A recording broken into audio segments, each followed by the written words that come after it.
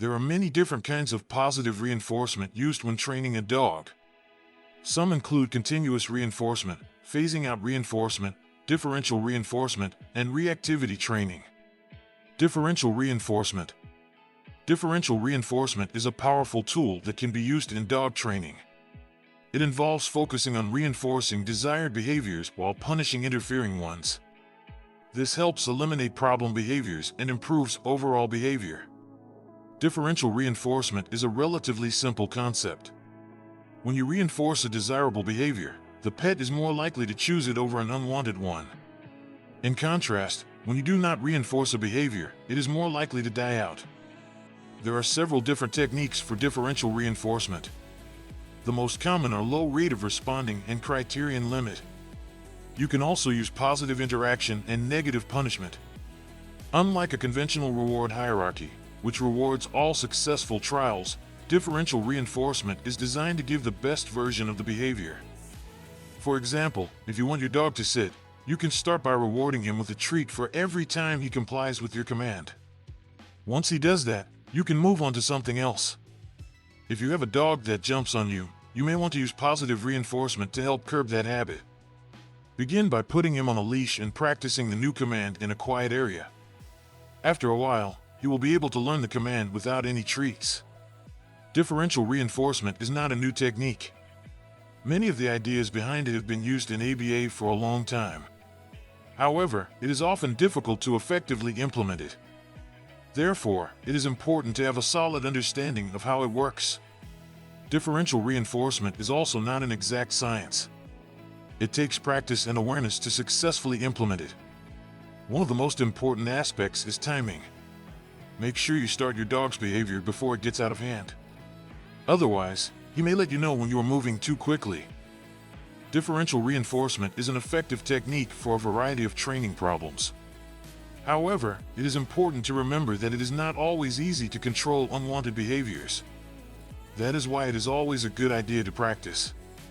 With proper planning, you can train your dog in a way that is both effective and fun for both of you. Continuous reinforcement. When training a dog, continuous reinforcement is the best approach. Dogs love learning, and reward-based training is fast, effective, and makes for a happy animal. However, not every dog has the same level of motivation or drive. Keeping a dog on a continuous reinforcement schedule is challenging. This type of training is great for dogs that don't have any previous training experience. It also works well for novice pet owners. Choosing a continuous reinforcement schedule is important if you are trying to get your dog to sit reliably. A good rule of thumb is to reinforce your dog every third time. If your dog gets reinforced more than that, he or she will not have to work hard. Variable ratio schedules are another type of reinforcement schedule. They work in the same way as continuous ones, but the number of times your dog is rewarded varies. For example, a heeling dog might receive a steak while a puppy might be rewarded with a good girl. Fixed interval schedules are similar to variable ratio schedules, but they are based on a set number of repetitions.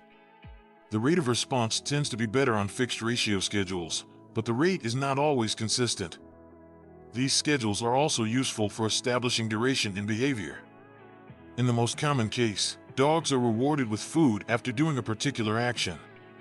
This can lead to dependency on food, which means the dog will refuse to do work for you if he or she doesn't get a treat. Eventually, the dog will quit working altogether. Another variation on a continuous reinforcement schedule is a free shaping schedule. This type of training is a good choice for dogs that have no history of training and aren't ready for a full-blown discipline program. With this schedule, you can reinforce your dog with treats or other attention-getting behaviors. But you need to position the reward in a way that is appealing to your pet. Your dog may not realize what is actually being rewarded until you have established a connection with the reward. Continuous reinforcement is best for teaching new behaviors and increasing the rate at which they occur. However, this method isn't as effective as a schedule that uses a variable ratio. Phasing out reinforcement. There are many different types of dog training techniques. Some of them are more effective than others. However, one of the more popular methods is reward-based training. If used properly, this method can lead to quick and easy results. In order to achieve the most effective results, you should use an appropriate rate of reinforcement. For example, you may want to vary the number of treats you reward your dog with each time he completes a task. You should also phase out the food treat for the most basic behaviors, such as sitting, standing, and walking on leash. The best way to determine the appropriate schedule is to observe your dog's natural response to various situations. To be the best dog trainer you can be, you should be able to react quickly to problems. This means being consistent in your responses, not pushing your dog to the point of frustration, and not using unnecessary aversive measures.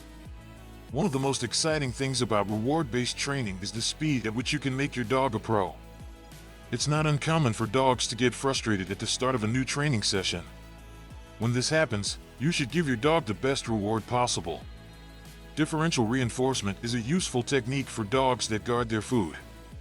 They need to be encouraged to eat the food by varying the frequency with which they are rewarded. For example, you can reward your dog with a high-value treat when they successfully follow a verbal command, and then you can decrease the reward level when they misbehave. Differential reinforcement is most useful when a dog has a lot of interfering behaviors, such as guarding his food. Using this technique, you can eliminate these behaviors. As a result, your dog will be more focused on following your commands, and he'll be less likely to bark at other dogs or people. Aside from positive and negative reinforcement, you can also use a variety of other tools to train your dog. For example, you can use novelty foods, where you can simply offer your dog attention in order to increase his interest in the object of your desire. Reactivity training. Reactivity training with positive reinforcement is a great way to reduce the frequency and intensity of your dog's reactions. You can also decrease your dog's overall stress level and help your dog to become more relaxed. But it's important to be patient and consistent in your effort. If you want to know more about reactivity training with positive reinforcement, you should consult a certified positive reinforcement trainer. They can provide guidance and support during the process. Reactive dogs display behavioral problems that can be triggered by a number of factors. They can have a fear or anxiety of people and other dogs. This can make it very difficult for you to walk them on a regular basis. There are several ways you can minimize the effect of reactivity on your walks. A good example of reactivity training with positive reinforcement is the engage-disengage game. The purpose of this game is to teach your dog how to look up to you for guidance. It uses a series of rewards and treats. When your dog sees another dog, reward him with a tasty treat. As the dog becomes comfortable with seeing other dogs, you can work on getting him closer to other dogs. To increase the success of your reactivity training, you should practice the engage-disengage game every day.